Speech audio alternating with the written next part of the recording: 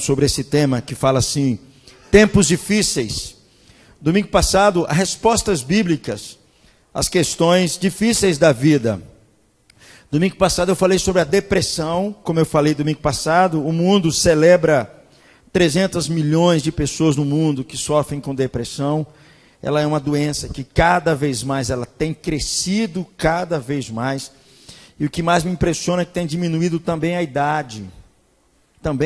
Atingindo adolescentes, até mesmo crianças sofrendo por causa disso. Falamos que, de fato, a resposta começa quando nós precisamos acertar as nossas bases.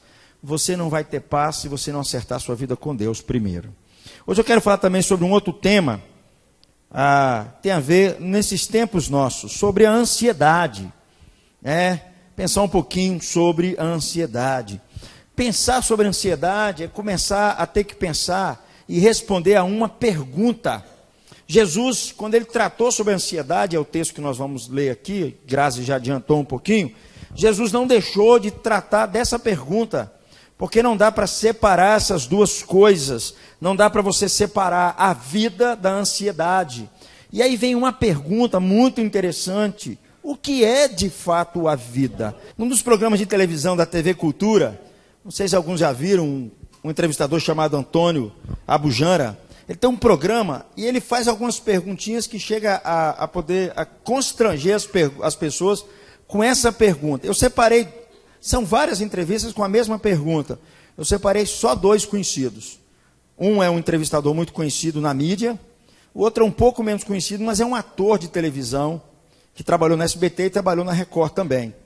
E a pergunta primeiro foi para Fábio Pochá. Pudesse desligar aqui, Douglas. E a pergunta dele é, o que é a vida? Veja bem a resposta desses caras.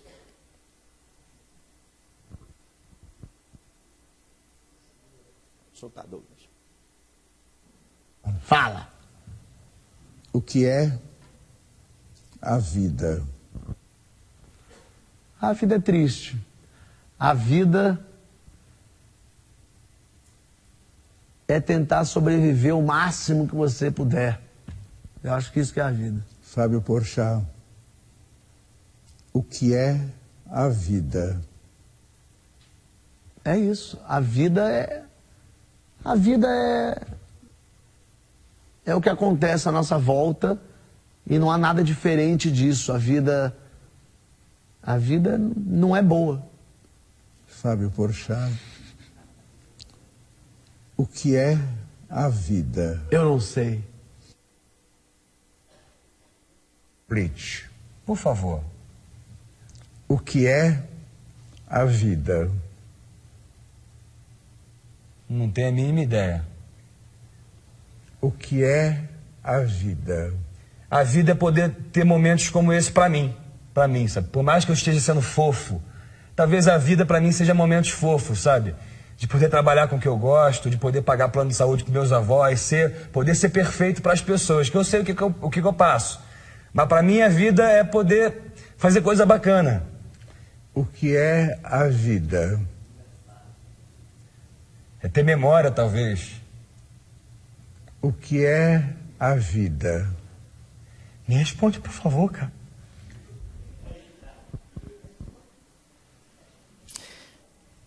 Meus amigos, se uma boa parte das pessoas, elas não sabem mais o que nem é a vida, como é que vai lidar com a ansiedade? Eles não sabem nem mais o que é a vida. São atores que a gente ri com eles, os ouve, nos encantamos com a vida deles. Tem muita gente que quer sê-los, inclusive. Quer ter a vida deles, a jogada deles, a pegada deles. Mas quando você pergunta as questões básicas da vida, eles estão completamente confusos. Eles não sabem responder uma questão simples, o que é a vida. Quando Jesus vai tratar sobre a questão da ansiedade, no meio, ele tem que responder sobre a questão do que é a vida. Se você não sabe o que é a vida de fato, Jesus vai nos ensinar, meu amigo, você está entrando num buraco sobre a ansiedade. É por isso, esses caras me ajudam a pensar que, por um lado, as pessoas elas não sabem mais direito o que é a vida. É por isso que esse remedinho aqui é o mais vendido de todos os tempos. Na revista Época, de 2009, publicou uma matéria dizendo que o Rivotril contra a ansiedade, de baixo custo, se tornou o remédio mais vendido no Brasil. 2009.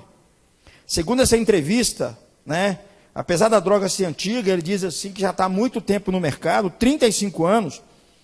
É uma escalada impressionante da venda desse remédio. Ultrapassa a Novalgina, ultrapassa Tilenol.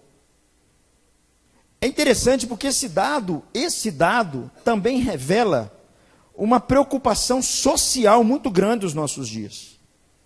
A reportagem da época, além de mostrar vários problemas que vão falando sobre transtornos de ansiedade, sobre depressão na sociedade, milhões e milhões de dinheiro gasto com publicidade atrás desse remédio, os profissionais de saúde, que me parece que a única coisa que eles... Desculpe, gente, que eu vou dizer, é uma crítica minha. Parece que uma coisa que eles sabem receitar as pessoas é Rivotril. Desculpe, mas é o que eu vejo, todo mundo está usando esse negócio. Ou, eu não sei, né? A minha grande questão sobre essa questão da causa da ansiedade é que, no fundo, isso desafia a minha e a sua fé também. Nos desafia como cristãos. Esse que é a grande questão. Diante desse quadro, aí eu quero buscar respostas bíblicas. Qual é a questão bíblica para a ansiedade? De acordo com o reverendo Luiz Saião, com o pastor Luiz Saião, um pastor batista muito joia, ele diz assim que a ansiedade, né, Douglas até me passou, que é um desejo intenso, quase descontrolado, que temos a nossa vontade, que ela seja realizada, ou um problema, ele seja resolvido de tal forma que nós encontramos intensamente no nosso mundo interior, como se a preocupação intensa pudesse resolver alguma coisa. Ou seja, se as nossas preocupações, se as nossas ansiedades, se as nossas inquietações conseguissem resolver essas coisas que estão dentro de nós, resposta que às vezes estamos buscando, questões que estamos tendo que lidar, os descontroles às vezes da nossa vida, coisas que às vezes o mundo nos toma. Então, meus amigos, eu quero pensar com você o que Jesus falou sobre a ansiedade. Qual foi a questão que Jesus tratou sobre essa prisão da alma que tem atormentado tantas pessoas? Para nós entendermos um pouquinho do que Jesus vai dizer lá em Lucas 12, é bom que a gente dê uma olhadinha no contexto, antes de entrar propriamente dito sobre a questão da ansiedade. Jesus, ele começa no capítulo 12 de Lucas, e ele vem falando sobre o valor da vida, no capítulo 12 de Lucas. E ali ele vai dizer também que Deus é quem cuida do ser humano, Deus é quem cuida da gente. Ele vai dizendo, olha o versículo 6 do capítulo 12, por favor. Capítulo 12, versículo 6, diz aí, não se vendem 5 pardais por 2 asses, entretanto, nenhum deles está em esquecimento diante de Deus. O contexto é esse. O contexto é que Jesus está dizendo assim, que Deus não se esquece, né? Essa ideia aqui de que com um asse era uma moedinha muito insignificante, um valor muito baixinho. Aí as pessoas iam comprar um pardal, elas levavam 2 asses e era para entregar 4. Mas como o pardal era um animalzinho que não tinha valor nenhum, o cara entregava mais um. Por isso que ele está dizendo aqui, com 2 pardais você compra 5. Com 2 asses era para comprar só 4. Mas como ele não vale nada, eles colocam mais um. Jesus está dizendo assim, nem eles estão em esquecimento diante de Deus. Então o contexto de Jesus, primeiro, é um contexto que ele vai dizer que Deus, ele não se esquece de nós, que ele não se esquece de que nós, eu e você, valemos muito mais do que muitos pardais.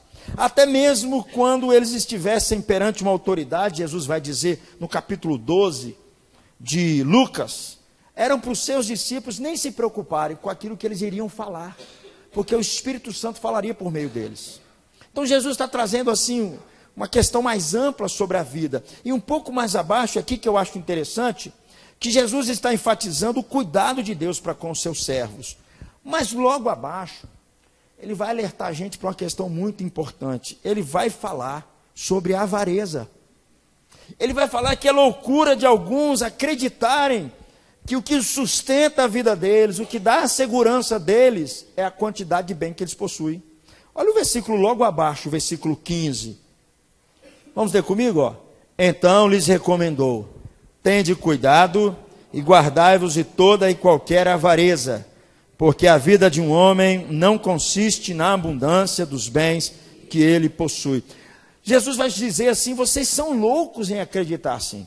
Acreditar que o que dá segurança na vida é a quantidade de bens que vocês possuem, é o dinheiro que vocês têm na conta corrente, são essas coisas. É dentro desse contexto que Jesus está dizendo: ó, vocês valem muito mais do que os pardais, eu cuido deles. É dentro de um contexto onde a avareza tenta tomar o coração dos discípulos e dizer: ah, não, se você tiver muito dinheiro, se você tiver isso, tiver aquilo, você vai estar seguro. É dentro desse contexto que Jesus trata da ansiedade. Lucas capítulo 12, diz aí logo abaixo. Vamos ler, por favor, Lucas 12, versículo de número 22. Perdão, versículo, isso, nós lemos.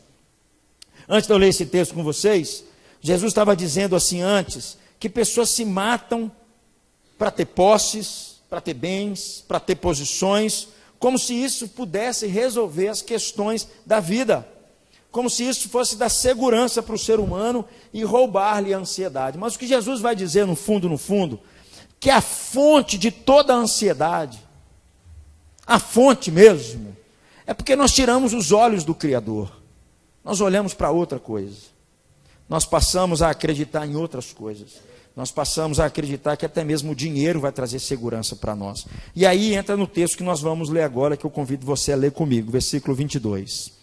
A seguir, dirigiu-se Jesus aos seus discípulos, dizendo: por isso eu vos advirto, não andeis ansiosos pela vossa vida, quanto ao que haveis de comer, nem pelo vosso corpo, quanto ao que haveis de beber, vestir. Perceba que Jesus ele se volta agora para os seus discípulos. Presta atenção nisso, queridos. Ele não está falando para a multidão. Ele está falando para os crentes. Aqui ele está falando para a igreja. Ele está falando para os seus discípulos. A preocupação de Jesus agora não é com as pessoas do mundo. A preocupação de Jesus agora é comigo e com você. Ele está dizendo para mim e para vocês: ó, vocês não têm que andar ansiosos. Vocês, os meus discípulos. É essa advertência que Jesus vai tratar sobre a ansiedade da vida. É isso que ele vai trazer para nós, dizer para nós. Ele está dizendo assim, como eu disse anteriormente, que nós não podemos ser tomados por um desejo descontrolado ou apoiar a nossa vida, achando que os bens é que vão nos dar segurança para levar a nossa ansiedade. Jesus está dizendo para os crentes, não é para o incrédulo, está dizendo para os crentes aqui. E aí, meus amigos, a gente começa a entender.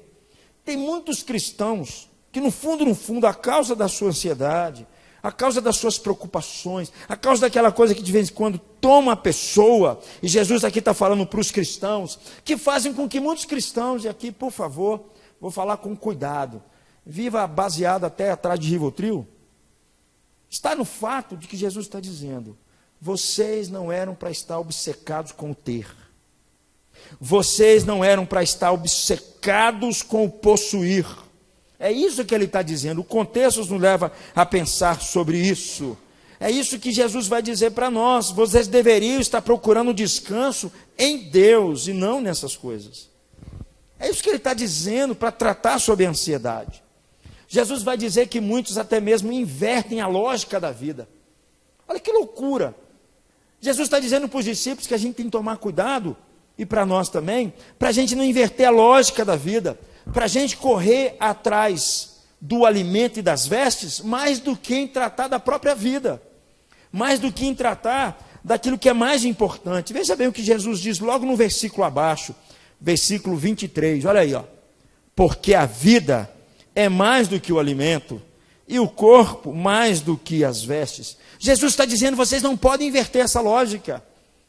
A causa de muita ansiedade, de muitas preocupações, é quando há uma inversão na lógica, porque no fundo, vocês param de confiar em mim e começam a achar que os bens de vocês, a fortuna de vocês, as coisas que vocês têm, é que vão dar segurança para vocês.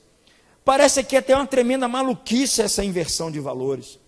Jesus traz a nossa lógica, né? Ele traz de uma forma muito lógica, a forma como a vida realmente encontra descanso, dizendo aqui que a vida e o corpo vale mais do que qualquer bem e posse material. Nós vivemos numa sociedade ao contrário. Nós vivemos numa sociedade ao contrário. As pessoas valorizam as outras pelo ter, pelo ser, pelo fazer, pelo possuir, pelo status, pela marca, pela casa, pela marca da calça, pelo carro e tudo mais. Pela posição social, pela formação acadêmica. Jesus nunca fez assim com as pessoas. Jesus, ele chamava a nossa atenção para outra coisa. E aí, queridos, ele está dizendo, se essas coisas começam a tomar a gente, nós vamos ser tomados de ansiedade. Jesus sabe muito bem que essa inversão de valor se toma de preocupações com a vida. A gente começa a correr para ter, para adquirir, e é isso que leva muitos cristãos a pensar que a genuína vida que Jesus quer dar para eles, ela vai se perdendo. Jesus vai dizer que a verdade de Deus se obscurece, os nossos olhos ficam fechados, os nossos sentidos ficam embotados, e o nosso coração começa a endurecer para a bondade de Deus, para o cuidado de Deus, para a soberania de Deus. Ele disse isso no texto anterior: vocês valem muito mais do que os pardais. E aí, quando as preocupações começam a nos tomar, quando nós invertemos o valor e achamos que as vestes valem mais do que o corpo, o que acontece é que a nossa visão começa a ficar embaçada para as realidades de Deus. A gente não consegue perceber o mover de Deus, a gente não consegue perceber mais a mão de Deus, a gente não consegue mais perceber de fato que Deus está cuidando da gente. É por isso que a ansiedade toma o nosso coração. Jesus então vai dizer para eles no versículo logo abaixo, versículo 24, ele diz assim, ó: observai. Observai. A ideia de observar aqui é: considerem cuidadosamente os fatos mais simples da vida, as questões mais lógicas da vida, sem nenhuma irracionalidade. É só você parar para observar. É isso que ele está dizendo aqui. Jesus primeiro vai se referir a duas coisas que nós precisamos aprender com elas e ficar de olho e olhar bem cuidadosamente. Um são os corvos e outros são os lírios do campo. Perceba, meus irmãos, como é maravilhoso o que Jesus faz aqui, meus amigos. Em tratar sobre a ansiedade da vida, ele pede que a gente pare e observe. A gente pare e a gente preste atenção aos fatos mais simples da vida, aos fatos mais simples da natureza. Há uma lei que Deus colocou na natureza que ninguém consegue mudar, e essa lei é a lei que Deus fez e pede para a gente olhar para elas e aprender delas sobre as questões da ansiedade, aprender delas a confiar em Deus, aprender delas a perceber que se Deus está cuidando delas, por que não vai cuidar de você? É isso que ele está dizendo para os seus discípulos. É pura tolice, queridos, se a gente não parar para observar essas coisas.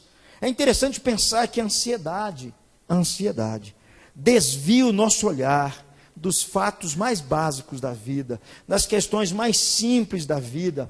Deus colocou várias coisas para chamar nossa atenção, para ser um professor para nós, para nos instruir, para dizer que Deus está cuidando da gente, está sustentando a nossa vida, está cuidando de todos os detalhes da nossa existência, de todos os momentos, de forma paciente. Deus está fazendo isso conosco, está ao nosso lado nos ajudando. Mas quando a ansiedade começa a tomar o nosso coração, a gente não consegue nem ver mais. A gente não consegue parar para perceber o que Deus fez, o cuidado dele em relação a tudo. Esse funcionamento da vida, queridos, faz parte do governo de Deus. Faz parte da forma como Deus trata a sua natureza, como Deus ordena as coisas, como Deus dá significado para as coisas e principalmente como Deus dá sentido para a vida e significado para a vida. Ele diz aí, ó: considerem atentamente o quê? Os corvos, versículo 24 ao versículo de número 26. Vamos ler comigo? Observai os corvos, os quais não semeiam, nem ceifam, nem têm despensa, nem celeiros. Todavia Deus os sustenta. Quanto mais valeis vós do que as aves. Qual de vós, por ansioso que esteja, pode acrescentar um côvado ao custo da sua vida? Se, portanto, nada podeis fazer quanto às coisas mínimas, por que andais ansiosos pelas outras coisas? Perceba o que Jesus está dizendo aqui. Os corvos, eles não ceifam, eles não têm despensa e eles não têm celeiros. Bem diferente do texto anterior, que quando Jesus fala que um homem ele percebe assim, nossa, minha plantação está crescendo. O que eu vou fazer? Vou destruir os meus celeiros e construir celeiros ainda maiores. E vou dizer para minha alma, alma, regala-te, ó alma, você tem para muito tempo. E aí o texto diz que uma voz bate na alma dele e fala assim, seu louco, você é um louco de pensar assim. Bem contrário dos corvos, bem contrário. Jesus está dizendo aqui que Deus é quem os sustenta. Deus não deixa faltar alimento para eles em tempo algum. Eles têm que trabalhar, gente, mas Deus é quem os sustenta. É tão interessante quando uma pessoa vive ansiosa na vida, quanto ao dinheiro, quanto ao sucesso, quanto à segurança, eles não conseguem ver, eles não conseguem perceber os sinais claros de Deus, que Deus colocou no cosmos, Deus colocou na criação, que Deus está sustentando, controlando todas as coisas. Jesus aqui, queridos, está dizendo para os discípulos e dizendo para nós assim, sabia que você vale muito mais do que esses animaizinhos? Você sabia disso? Vocês valem muito mais do que as aves. A vida de vocês é um bem muito mais precioso. E Jesus está dizendo, por que vocês estão assim? Por que vocês estão andando ansiosos? A vida de vocês vale muito mais do que os celeiros cheios que vocês têm. É loucura, queridos, vocês gastarem a energia de vocês em querer acumular, achar que isso que vai dar segurança para vocês e trazer paz para vocês. Jesus diz nesse texto, qual de vocês, por ansioso que esteja, pode acrescentar 44 centímetros da vida? É isso que equivale a um côvado. 44 centímetros na vida. Meu amigo, Jesus está dizendo, a ansiedade não vai levar você a nada. As preocupações da vida não vão levar você a nada. As maiores loucuras, as maiores inseguranças, não vai levar você a nada. Talvez a única coisa que vai sobrar para você é só Rivotril mesmo. Se as pessoas viverem assim, ela não soma nada. Você não pode fazer nada quanto às coisas mínimas da vida. Você não pode acrescentar 1 centímetro sequer no custo da sua existência. Jesus está dizendo. As preocupações da vida de vocês, o querer achar que está tudo sob controle, que agora, porque você tem tudo, porque isso é uma loucura, né? As pessoas achar que tem tudo. A gente está assistindo aí pelos meios de comunicação, né? Pelas mídias afora, né? Um dos homens mais ricos do Brasil, né? Com esses escândalos que estão aí, dessas delações, a gente vai percebendo que o negócio vai caindo pelos dedos afora. O homem que confiou tudo a sua vida, ele virou bilionário num período de 10 anos, e agora percebe que as coisas estão saindo da sua mão. Loucura, loucura. Que conhecimento que podemos ter, que pode mudar a nossa vida, que pode fazer com que eu e você tenhamos segurança aqui, estabilidade aqui, futuro certo. Jesus está dizendo, não, a ansiedade de vocês só vai produzir mais ansiedade. Vocês não conseguem fazer nada disso. E Jesus depois acrescenta outra coisa. Ele pede para a gente olhar agora para os lírios. Versículo 27 a versículo 28. Leia comigo, ó. Observai os lírios. Eles não fiam, nem tecem. Eu, contudo, vos afirmo que nem Salomão, em toda a sua glória, se vestiu como qualquer deles. Ora, se Deus veste assim, e hoje está no campo, e é lançada no forno, quanto mais tratando-se de vós, homens de pequena fé. Mais uma vez, Jesus está tocando um sino na nossa cabeça. Sabe, meus irmãos, de vez em quando, assim, às vezes estou ali sentado no gabinete, ou às vezes vou na rua, vou num lugar, quando eu ouço um passarinho, eu falo assim, Deus está querendo me ensinar alguma coisa. Porque Ele pediu para me observar esses bichinhos. Deus pediu para me observar os lírios. Ele falou para me olhar. E eu paro para ficar observando e falo assim, você é um tolo mesmo, né? Para que tanta correria, rapaz? Para que tanta loucura? Jesus pediu para você olhar para eles. Aí, o professor está na sua frente ensinando. Olhe para os lírios. Os observem. Fiquem atentos aos cuidados de Deus, à provisão de Deus, à manutenção de Deus, à bondade de Deus para com os lírios, uma pequena erva que não valia de nada, não servia nem para remédio. Porque o texto diz aí que ela era pisada pelos homens, depois lançada ao fogo. Não tinha valia nenhuma. Nenhum lírio. Em absolutamente nada. Mas a Bíblia diz que eles exibem uma beleza extraordinária, uma beleza encantadora, que nem Salomão, um dos homens mais sábios da Bíblia, um dos homens que construiu o templo, construiu seus palácios, que as pessoas iam visitar Salomão e as pessoas saíam sem ar. Elas ficavam pensando, é possível um homem tão inteligente como esse, uma beleza tão estonteante como esse? Quando a rainha de Sabá foi visitar Salomão, o texto diz que ela ficou sem fôlego. Quando ela percebeu tudo aquilo ali em volta dela, Jesus está dizendo aqui para nós, nem Salomão conseguiu superar um lírio do campo, em seus detalhes, em seus cuidados de perfeição do artista. Quanto mais a vocês, vocês valem muito mais. Vocês valem muito mais. Queridos, o que está acontecendo? O que está acontecendo? Eu fico a me perguntar. Jesus vai dizer aqui que Deus não só cuida deles, mas Deus está atento às questões mínimas da vida, as questões mais simples da vida.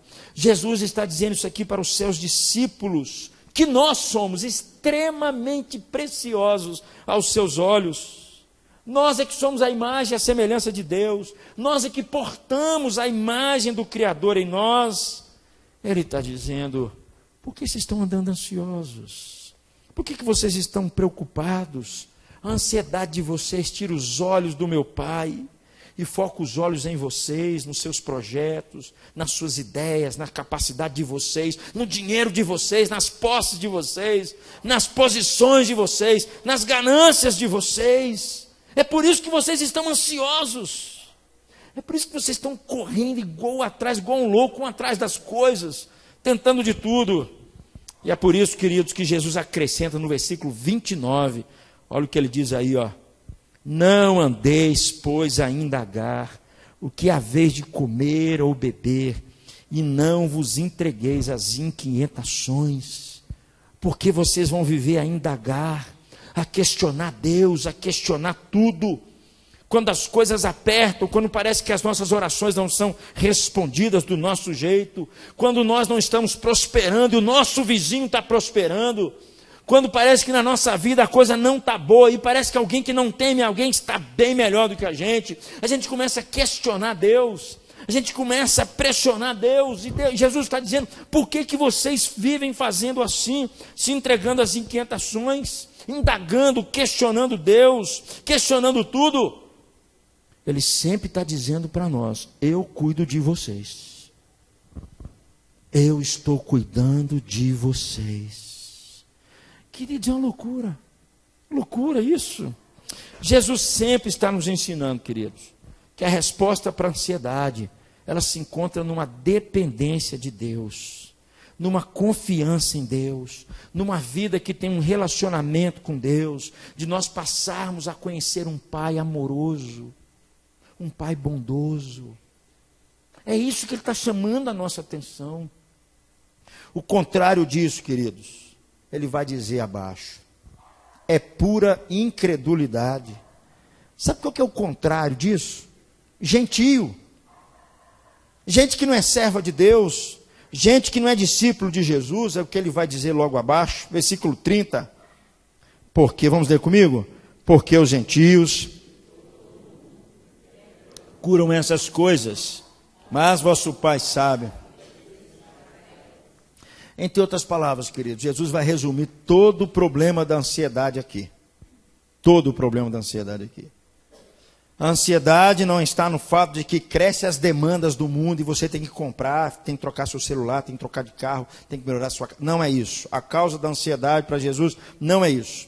A causa da ansiedade não é porque se aumenta o número de atividades que nós precisamos fazer, nós precisamos conhecer mais lugares, nós precisamos realizar os nossos sonhos, nós precisamos comprar mais. Não. Jesus diz aqui que a causa da ansiedade é uma só: incredulidade.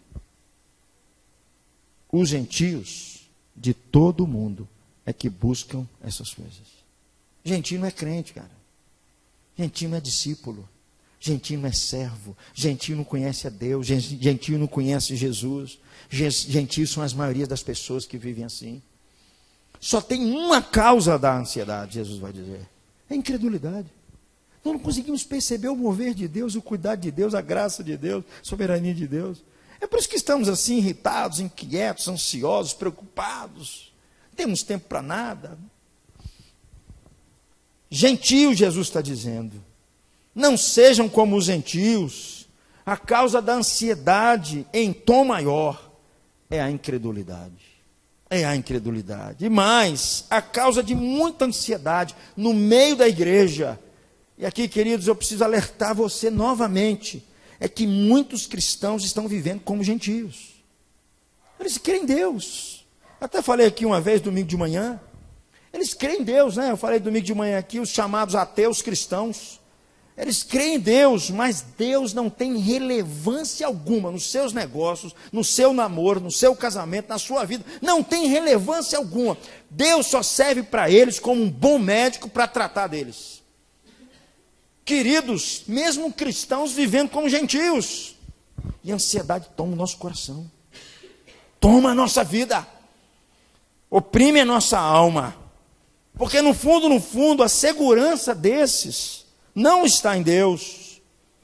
Porque se repousasse em Deus, nós não ficaríamos brigando tanto por causa de dinheiro, por causa de bens, por causa de posse, por causa de sucesso, por causa de ganho. Nós dormiríamos mais tranquilos, queridos. Botaríamos a cabecinha no travesseiro.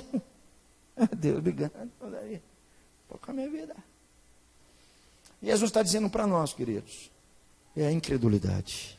Nós não conseguimos perceber Deus, como Deus está atento em todas as questões, como Deus observa a nossa vida, como Ele nos ama, como Ele é cuidadoso com a gente, como tudo que somos, que temos, vem da mão dEle. Ele está dizendo isso para nós toda hora. A incredulidade, queridos, como eu disse, não é deixar só de acreditar em Deus, mas é acreditar que Deus não tem relevância nenhuma na minha vida. Como eu falei aqui no domingo, porque o incrédulo, ele não busca Deus. Ou melhor, o incrédulo, se ele buscar Deus, ele busca para se beneficiar de Deus ou para usar Deus. Mas os discípulos não, os crentes não. Os crentes deveriam buscar Deus. Mas o que está acontecendo? É o que Jesus está dizendo aqui. A causa de muita ansiedade no nosso meio é, de fato, incredulidade. Quando às vezes as pessoas passam por algum problema, ao invés de elas se refugiarem em Deus, elas querem usar a Deus. Jesus diz aos seus discípulos: vosso Pai sabe de que vocês precisam. Deus sabe do que você precisa. Deus sabe as suas necessidades mais importantes. Eu vou dizer, muitas delas não tem nada a ver com o reino de Deus. Mas Deus conhece. Deus sabe delas. Deus sabe, o texto diz aqui. Vosso Pai sabe. Esse verbo aqui, a ideia de que Deus sabe, é que Ele soube no passado e Ele continua sabendo no presente. Ele tem um mapa da nossa vida nas mãos dEle. Sabe tudo daquilo que vai no nosso coração. Deus não se esqueceu. Deus, em momento algum, deixou de ficar interessado nos seus filhos. Jesus está dizendo que Deus cuida da gente. E Ele está dizendo, para que viver ansioso? Por que viver assim? Jesus vem dizendo para os seus discípulos, queridos, que a resposta para a ansiedade está no fato de que eles precisam aprender a confiar em Deus. Eles precisam aprender a amar a Deus e ver o cuidado de Deus, mesmo quando as coisas não vão bem. Os cristãos, eles precisam ver Deus como um pai que cuida, que zela, que se importa com os seus filhos, que está atento às suas necessidades. É interessante os pais, né, dos pequenininhos, né? Os pequenininhos eles não sabem falar, eles não sabem gesticular direito, o que está às vezes internamente, mas os pais têm uma leitura que eles conseguem perceber, esse menino não está legal, ele não está bem, o que está acontecendo com ele? Queridos, se nós tão falhos fazemos assim, imagine nosso Pai, imagine o nosso Pai. Jesus está dizendo que nós precisamos aprender a confiar em Deus, precisamos aprender a amar a Deus, precisamos aprender a depositar nossa vida nas mãos de Deus. Deus é um Pai zeloso, se importa com seus filhos, está atento com seus filhos, E Ele está nos convidando a colocar a nossa confiança nele. A nossa confiança nele. A pergunta é, como é que eu e você podemos colocar essa nossa confiança nele? É o que Jesus vai dizer no versículo 30. Olha aí. Leia comigo, por favor. Buscai, antes de tudo,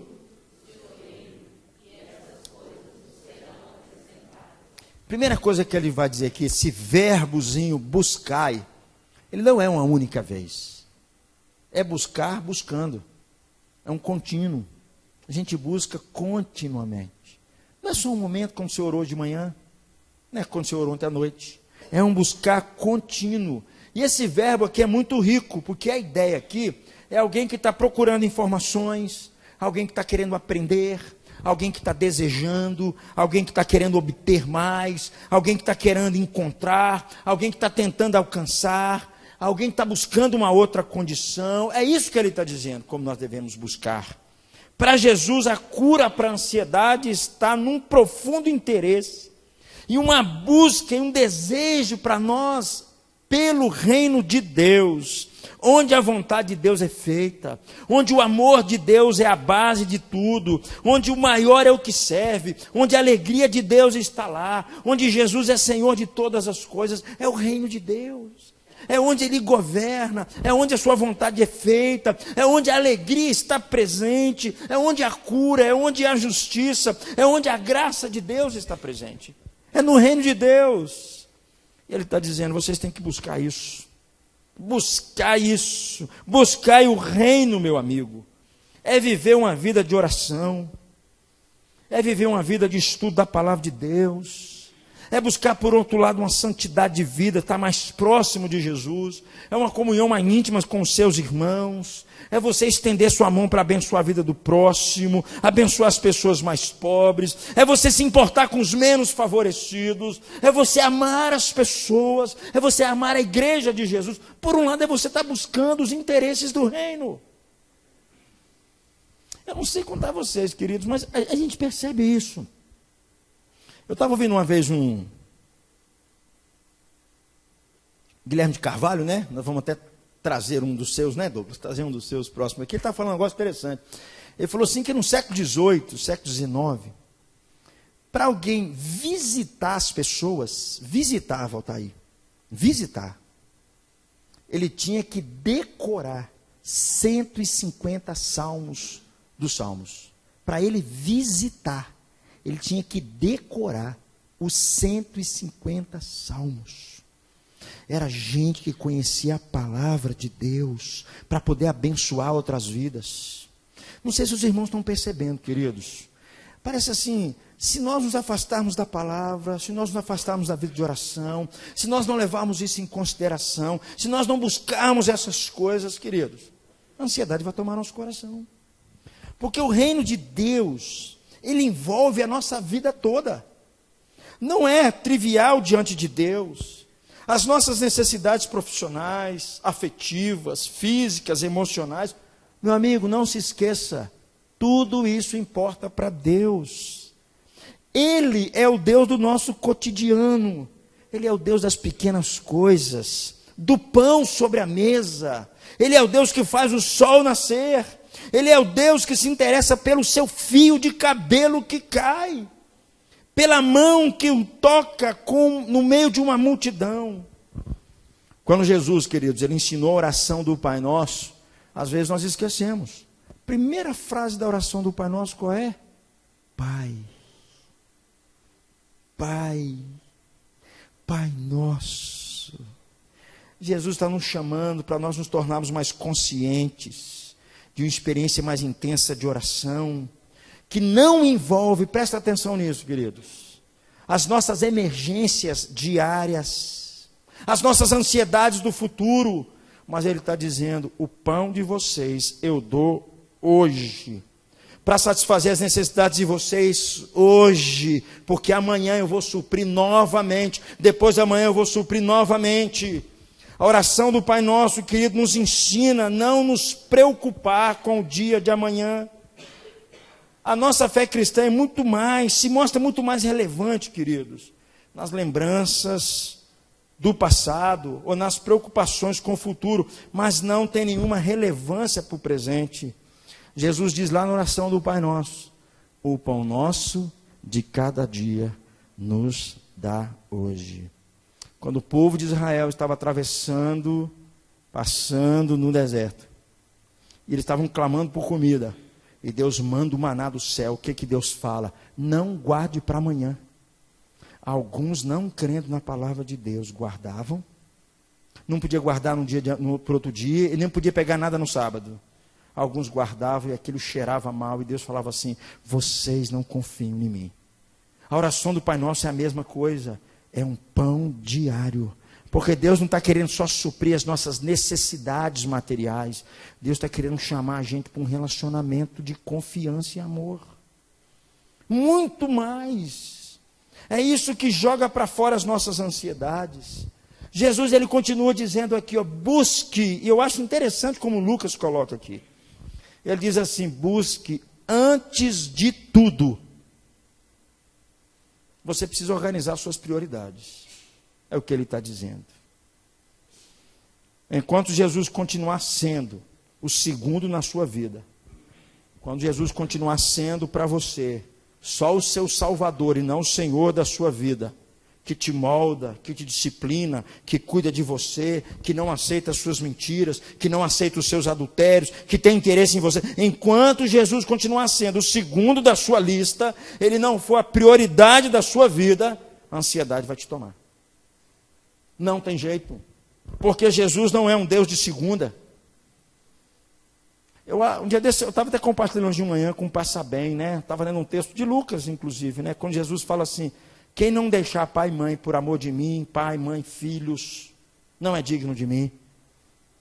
Que loucura, Jesus. Tem que deixar tudo isso. Jesus não aceita que as nossas devoções, a nossa paixão, o nosso amor seja compartilhado com mais nada. Ele tem que ser a prioridade de tudo. E como é que eu sei se Jesus está sendo a prioridade da minha vida? Aí que eu te faço algumas perguntas. Sua vida é um escândalo nos negócios em casa? O que você faz é para a glória de Deus ou é para a sua glória? As pessoas em volta de você conseguem ver Jesus em você? Na sua agenda, onde Jesus está? Você busca Jesus por causa dele? Ele é o seu maior desejo na sua vida, acima de tudo? Em suas conversas com seus amigos, onde é que Jesus está nas conversas com seus amigos? Quando você está sozinho, quais são os primeiros pensamentos que vêm à sua mente? Quais são as coisas que ocupam mais a sua mente quando você está sozinho? Dos seus investimentos, quais são para o reino de Deus? Para o crescimento da obra dele, para a expansão do seu reino. É muito fácil a gente perceber onde é que estão as nossas prioridades, queridos. Quando nós invertemos a prioridade, queridos, quando nós procuramos as outras coisas ao invés do reino de Deus, toda a nossa energia é canalizada nas nossas preocupações e nas nossas ansiedades. Todo o espaço que nós temos na nossa vida é canalizado para buscar os nossos próprios interesses. E a doença da ansiedade toma a gente. Jesus está dizendo aqui, queridos, que a cura para a ansiedade é eu e você aprendermos a nos refugiar em Deus. Como diz o pastor Ricardo Barbosa, eu coloquei aqui. Um momento de silêncio, de meditação nas Escrituras e oração no início de cada dia, muda radicalmente a paisagem inteira. E nos ajuda a olhar com mais serenidade a paisagem externa. Além desses minutos diários, precisamos nos recolher, pelo menos uma vez por semana, para um inventário pessoal, para ver se temos nos ocupado mais com Deus, com a sua vontade e com a tirania das demandas sociais. Olha que coisa fantástica. A oração é um antídoto divino para a ansiedade. Momento da gente se refugiar e perceber, no final da semana, onde é que Jesus se encaixou na nossa semana inteira. Às vezes nós vamos ficar decepcionados, queridos. Ficar decepcionados. As incertezas do futuro, o ritmo acelerado das mudanças, a superficialidade dos nossos relacionamentos, as exigências públicas, privadas, cada vez maiores, essas coisas só geram mais ansiedade. Mas a oração, querido, nos ajuda a manter a nossa vida focada em Deus. Uma vez eu perguntei aqui num estudo de quarta-feira, qual é o povo religioso que mais ora no mundo? Todo mundo achou que eram os muçulmanos, né? Os budistas. É o povo que mais ora no mundo. Deveria ser os cristãos, né? Alguns que foram visitar a Coreia do Sul, né? O pastor Hernandes foi visitar a Coreia do Sul, né? Volta aí, pode falar até com mais propriedade. E quando ele foi visitar, porque na Coreia do Sul eles acordam às 5:30 da manhã. Há um movimento na cidade, e eles acordam às 5:30 da manhã para orar. E as igrejas lá são pequenas. A menor igreja lá tem 90 mil pessoas. É um negócio assim pequeno. Tem igreja lá com 500 mil membros. Tem igreja lá. E eles acordam muito cedo. E aí um dos pastores, né, a gente estava me falando, foi perguntar lá para o Ponho Xu, né, para um dos líderes, para um dos pastores lá, perguntando para ele assim: vocês acordam cedo porque faz parte da cultura de vocês, né? Por isso vocês acordam cedo, né? Brasileiro não tem isso, né? Ele falou assim: não, nós acordamos cedo porque Jesus é a nossa prioridade. Jesus é a coisa mais importante da nossa vida. É por isso que nós acordamos cedo para orar. Queridos, Jesus tem que ser a prioridade da nossa vida, antes de tudo. Antes de tudo. Para Jesus, quando o reino de Deus é prioridade, não existe espaço para as nossas ansiedades da nossa vida. E não há nenhuma dificuldade em fazer o que Jesus vai pedir no finalzinho desse texto. Olha só o que ele diz no versículo 32 a 34. Vamos ler comigo? Ó. Não temas, ó pequenino rebanho, porque vosso Pai se agradou em dar-vos o seu reino. Vendei os vossos bens e dai esmola. Fazei para vós outros bolsas que não se desgastem, tesouro inextinguível nos céus, onde não chega o ladrão, nem a traça consome. Porque onde está o vosso tesouro, aí estará também o vosso coração. Eu creio, queridos, quando o reino de Deus é prioridade da nossa vida, nem eu e nem você temos dificuldade de vender os nossos bens, dar esmolas e investir no reino de Deus. Nós só vamos ter dificuldade para fazer essas coisas, não arrumar bolsas que se desgastem, e o nosso coração, no fundo, não está, como o texto diz aqui, onde está o vosso coração, está também o vosso tesouro.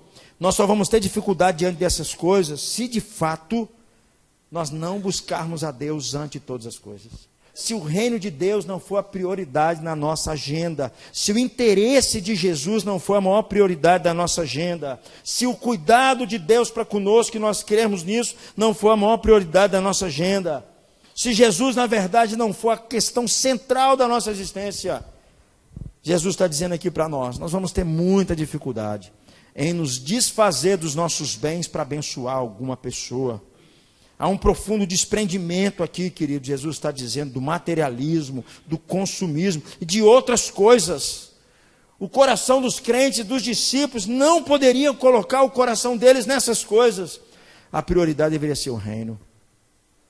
Não sei se os irmãos estão entendendo, mas a causa de muita ansiedade é porque às vezes o nosso coração, queridos, eu tenho insistido com isso, às vezes nós somos tão materialistas, às vezes nós achamos que nós vamos levar o nosso carro velho. Nós achamos que vamos levar essas coisas. Nós achamos que essas coisas são mais importantes que as pessoas. Nós achamos que a nossa conta bancária é a coisa mais importante que tem na nossa vida. Coitado de Jó, né? Coitado de Jó. Coitado daquele homem. Queridos, enquanto nós não invertemos a prioridade do nosso coração, a ansiedade vai continuar tomando o nosso coração. E nós vamos entrar para essa lista de gente que vive tomando Rivotril, para cima e para baixo. Meu amigo, se o seu coração continuar preso ao que comer, ao que vestir, às suas inquietações desse tempo, às preocupações do amanhã, crendo que é o que você possui, que vai dar segurança para você, vai trazer estabilidade para você, meu amigo, você está entrando para a escola da ansiedade, você vai ser engolido pela ansiedade dos nossos dias. Como eu disse aqui anteriormente, queridos, Deus sabe do que nós precisamos. Ele cuida daqueles que o amam, mas Ele não quer ser o segundo na sua agenda. Se ele não tiver o seu coração, ele também não te quer. Se todo o seu coração não for dele, ele também não te quer. Jesus diz aí no finalzinho do texto: não temais, ó pequenino rebanho, porque vosso Pai se agradou em dar-vos o seu reino. Que coisa maravilhosa, querido. Jesus está nos dizendo que ele se agradou em dar o seu reino. E como é que foi isso? E aqui eu quero concluir. Jesus está dizendo para nós que a resposta para a nossa ansiedade hoje é uma coisa só. Nós precisamos aprender a descansar no amor de Deus. Eu sempre digo isso para as pessoas, Celestes. A coisa mais importante para o crente é o amor de Deus. É a coisa mais fundamental na nossa vida. E não existe outro lugar onde Deus provou o seu amor por nós, se não foi naquela cruz. Sabe qual que é a resposta para a nossa ansiedade? Está no Evangelho. Está no Evangelho da graça. Quando nós somos tomados pelo Evangelho, quando nós confessamos que nós temos colocado o nosso coração nas incertezas dessa vida, quando nós nos agarramos aos nossos brinquedinhos, quando nós nos agarramos aos nossos bens materiais, mas quando nós confessamos a Deus as nossas fraquezas, nós confessamos a Ele que nós temos colocado a nossa confiança não nele, mas em nós. Quando nós nos arrependemos, porque nós temos nos relacionado com Ele só por puro interesse, só porque Deus cuida das nossas coisas, quando nós nos arrependemos e olhamos para aquela cruz e entendemos o amor de Deus, queridos, a nossa vida começa a mudar. A nossa vida começa a mudar. Quando nós olhamos para aquela cruz, quando nós reconhecemos a nossa infantilidade, reconhecemos o nosso pecado, reconhecemos o nosso egoísmo, o nosso orgulho, o nosso distanciamento, as nossas prioridades equivocadas, as nossas agendas apertadas onde Deus não entra. Quando nós colocamos isso aos pés da cruz, queridos, e entendemos o profundo amor de Deus por nós, que nós entendemos que nós merecíamos aquela cruz, e nós confessamos a Jesus como aquele que de fato nos sustenta e cuida de nós. Eu amo aquele texto quando Jesus envia os seus discípulos e fala com eles assim: vão sem nada. E eles vão, Jeová, e eles voltam. Aí Jesus faz uma pergunta: faltou alguma coisa para vocês? Eles falaram: nada. Jesus, não faltou nada, Jesus. Não faltou nada para nós, Jesus. Quando, queridos, nós olhamos para aquela cruz, de fato, nós entendemos que Deus não quer só cuidar da gente. Deus quer a gente. Deus quer o teu controle da nossa vida. Deus quer provar, já provou naquela cruz o quanto Ele amou. Deus está dizendo assim para nós: você é o meu filho amado, eu tenho muita alegria em você. Sim, você é o meu filho amado, eu vou cuidar de você. Você não precisa ficar ansioso, o meu amor é tudo o que você precisa. Queridos, nós precisamos aprender a descansar no amor de Deus.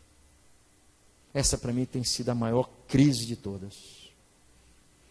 Uma crise, porque eu sei, quando meu coração está sujeito ao pecado, é porque eu estou desconfiando que Deus não me ama.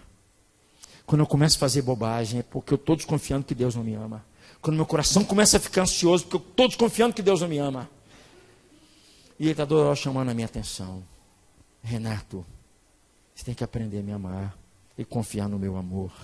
Eu quero encerrar com uma frase do Tim Keller, que ele diz assim: nós merecemos ser esquecido porque nós esquecemos Jesus, mas porque Jesus morreu na cruz, nós nunca seremos esquecidos.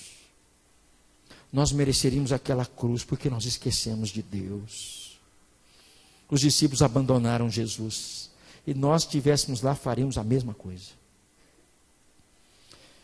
Mas porque Jesus morreu na cruz, nós nunca seremos esquecidos por Deus. Eu queria orar por você. Queria pedir que você curvasse na presença de Deus, que você apresentasse a Ele todo o seu coração.